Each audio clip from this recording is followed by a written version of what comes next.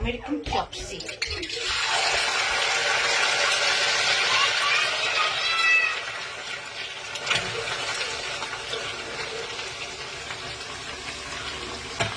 এরকম ভাজতে হবে। ভাজা হয়ে গেছে, এরকম ভাবে তুলে নিতে হবে এগুলো। হ্যাঁ, এরকম ভাবে। এটা স্যুপটা রেডি করেছি, সয়া সস, টমেটো সস আর ভেজিটেবলস এর যে স্যুপটা ছিল ওটা বয়েল করে দিয়ে একটা স্যুপ তৈরি করে রেখেছি।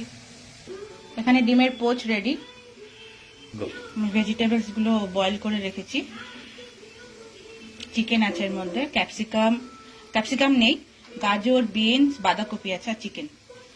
আর একটা কড়াইতে গরম করে অল্প একটু তেল দিয়ে নিয়েছি, নিয়ে এবার এর মধ্যে আমি দেব রসুন কুচি,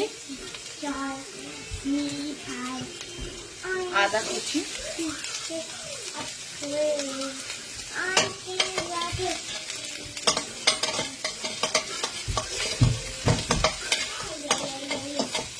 একটু নেড়ে আমাদের পেঁয়াজ কুচিটা দিয়ে দেবো।